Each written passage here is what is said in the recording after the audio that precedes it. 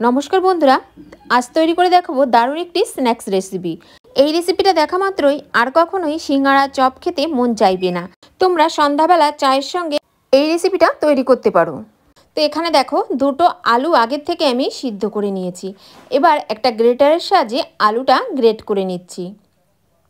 আর বন্ধুরা, ভিডিওটা স্কিপ না করে সম্পূর্ণ ভিডিওটা দেখার জন্য অনুরোধ রইল। তো এখানে দেখো, আলু আমার সব গ্রেট করে নেওয়া হয়ে গেছে।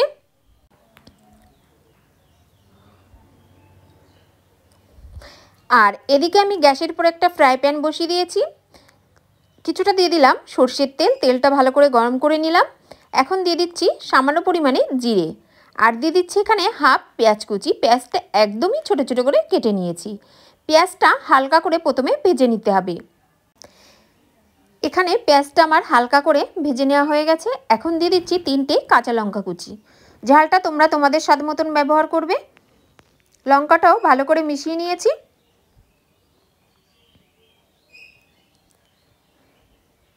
এখন দিয়ে দেব এই বাটি মেপে 1.5 বাটি জল। এবার জলটা ভালো করে ফুটিয়ে নিতে হবে। দিয়ে দিচ্ছি পরিমাণ মতো লবণ।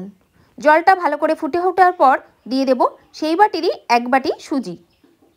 পরিমাণটা খেয়াল রাখবে, তাহলে কোনো অসুবিধাই হবে না। এবার সুজিটা আস্তে আস্তে দিতে হবে আর অনবরত নাড়তে থাকতে হবে।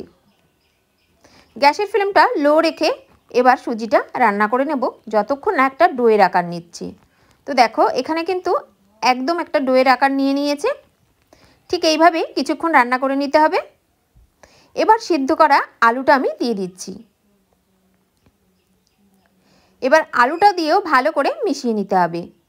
আর যদি কোনো নতুন বন্ধু আমার ভিডিওটি দেখে থাকো, ফেসবুক থেকে দেখলে আমার পেজটি ফলো করবে, আর ইউটিউব থেকে দেখলে আমার চ্যানেলটি সাবস্ক্রাইব করে পাশে থাকা বেল বাটনটি ক্লিক করে নেবে।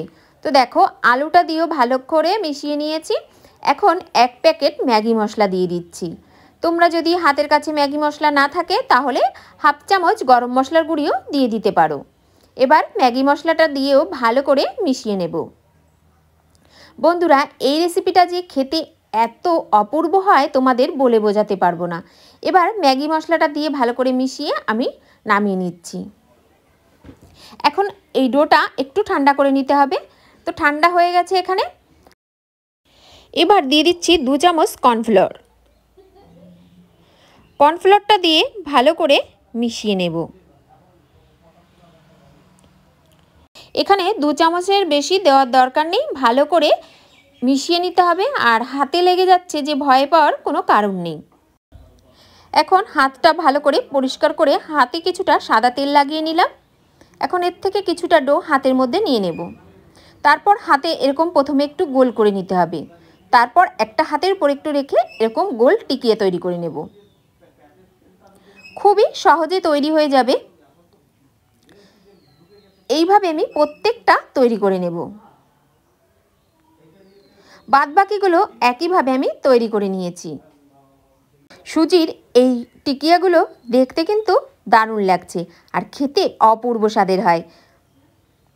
এদিকে আমি গ্যাসের উপর কিছুটা তেল গরম বসিয়ে দিয়েছিলাম। এবার একে একে সুজির টিকিয়াগুলো গরম তেলের মধ্যে ছেড়ে দিচ্ছি। গ্যাসের ফ্লেমটা বাড়িয়ে দিয়ে উল্টে পাল্টে বেশ কিছুক্ষণ ভেজে নিতে হবে। অনবরত নাড়তে থাকতে হবে। একটু হালকা বাদামি কালার হলে তখন গ্যাসের ফ্লেমটা লো রেখে ভেজে নিতে হবে। একটাও কিন্তু ফেটে যায়নি। প্রতিদিনের মতো আশা করছি বন্ধুরা এই রেসিপিটাও তোমাদের ভীষণই ভালো লাগবে। ভালো লাগলে লাইক, কমেন্ট, শেয়ার করতে বন্ধুদের কাছে ভুলবে না। এখানে দেখো, আমার কিন্তু ভেজে নেওয়া হয়ে গেছে। এখন তেল থেকে তুলে নিচ্ছি।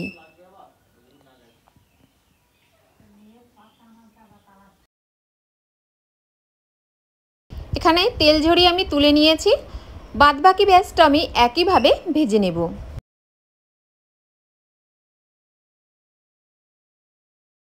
তো এখানে এই ব্যাচটিও আমার ভেজে নেওয়া হয়ে গেছে। এখন নামিয়ে নিচ্ছি। এখানে একটা প্লেটের উপর আমি সব স্ন্যাক্সগুলো নামিয়ে নিয়েছি। বন্ধুরা, তোমরা চাইলে এটা ডাল ভাতের সঙ্গেও পরিবেশন করতে পারো। তোমাদের একটা ভেঙে আমি একটু দেখিয়ে দিচ্ছি। বন্ধুরা, আজকের মতো এখানেই বিদায় নেব। দেখা হবে নতুন কোনো রেসিপি নিয়ে। ততক্ষণ ভালো থাকবে, সুস্থ থাকবে।